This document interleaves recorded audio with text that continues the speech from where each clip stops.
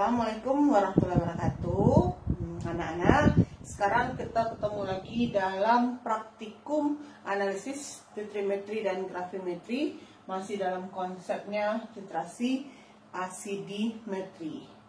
Jika minggu sebelumnya kalian sudah melakukan standarisasi HCl dengan metode apa? Asidi atau alkali? Oke, kalau masih ada yang jawab untuk asidi, salah. Dengan metodenya alkali.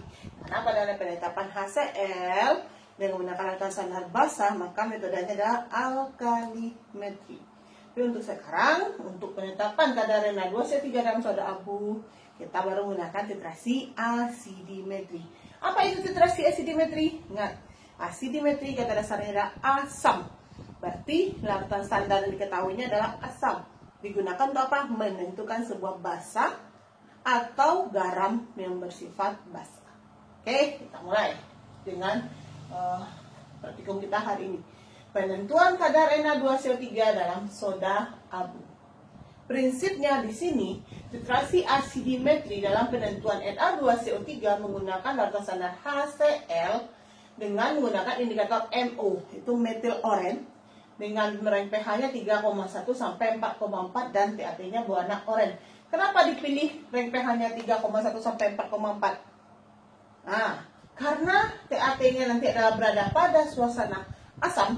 Kenapa? Karena HCl adalah asam kuat. Na2CO3 adalah garam basah lemah. Maka TAT-nya nanti berada pada suasana asam, maka dipilih MO yang TAT-nya mendekati pada asam kuat. Oke, apa itu soda abu? Soda abu dikenal juga dengan soda as.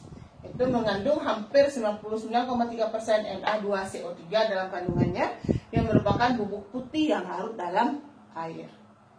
Oke, bagaimana reaksi? Kita lihat reaksinya adalah Na2CO3 bereaksi dengan apa? Dengan HCl.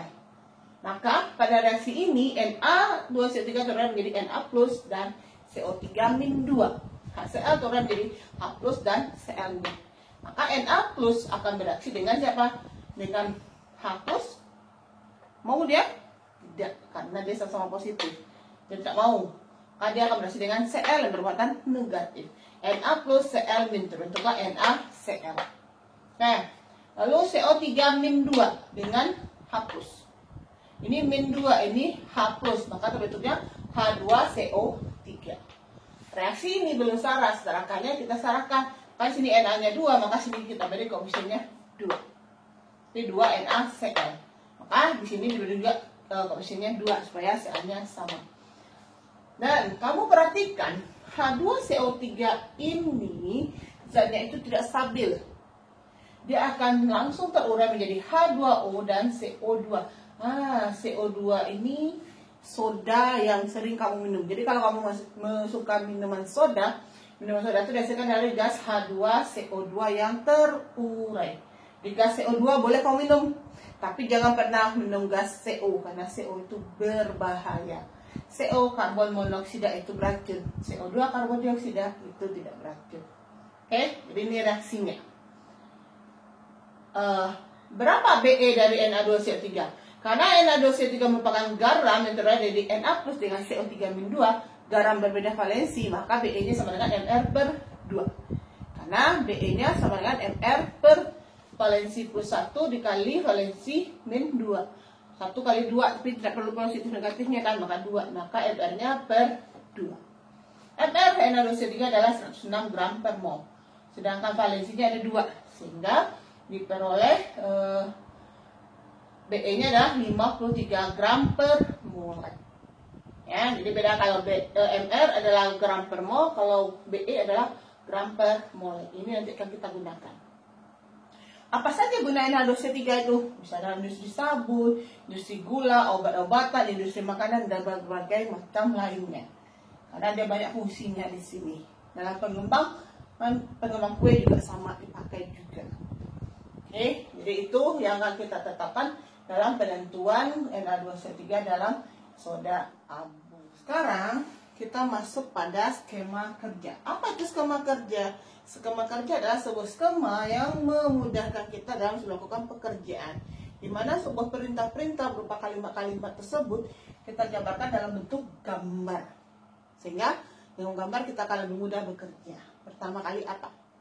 Sampel kamu tadi berupa padatan putih, berarti harus ditimbang, tidak dipipet ya. Ditimbang. Sampel harus ditimbang dengan menggunakan neraca analitik. Apa beda neraca analitik dengan neraca dasar? Nah, neraca analitik harus memiliki 4 angka di belakang koma, lebih teliti. Ya, digunakan untuk apa? Sampel dan neraca standar primer. Tapi kalau neraca kasar, itu neraca yang cukup memiliki 2 atau 3 angka belakang komanya.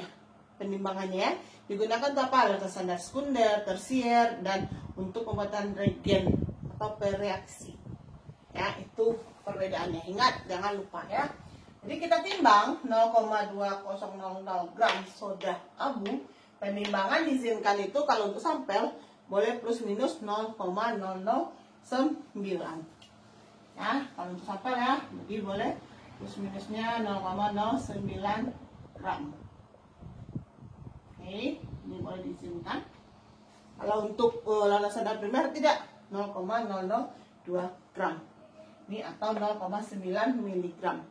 Oke, ditimbang 0,2 gram sampel soda abunya.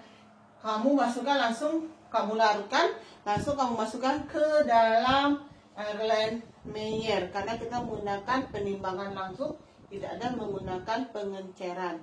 Oke, udah kamu larutkan dulu dalam botol timbang kamu. Nggak ada botol timbang tidak boleh menggunakan menggunakan Erlen Meyer. Harus botol timbang ya. Larut, masukkan 2 tetes indikator NO. NO gunanya untuk melihat titik akhir titrasinya. Lalu tambahkan 30 ml Aquades. Apa guna Aquades? Nah, benar, Aquades untuk memperjelas titik akhir titrasi, memperjelas. Boleh kasih 50, boleh kasih 100, boleh. Tapi akan berat kerja kita ya. Jadi cukup 30 ml.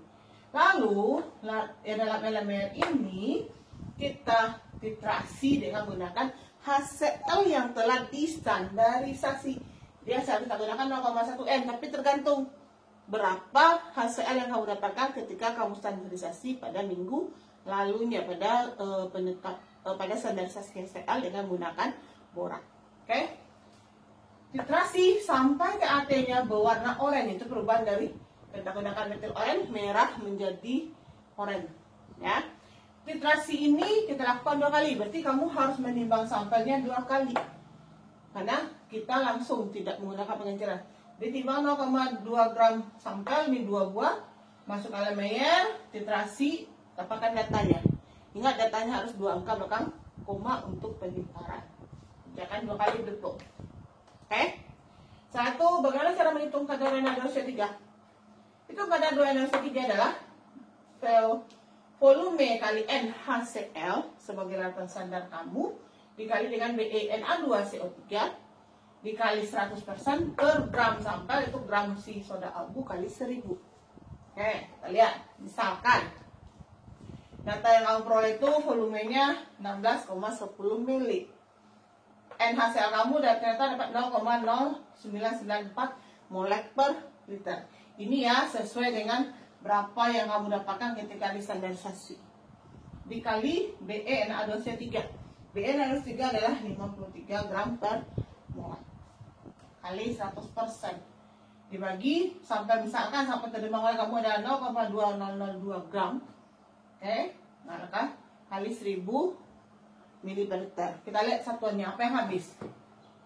Molek dengan molek ini habis. Oke. Gram dengan gram ini habis. Yang belum habis adalah apa? Mili dan liter. Maka di sini dikalikan. Di mana 1 liter adalah 1000 mili. Maka mili di sini akan habis dengan 1000 mili bawah.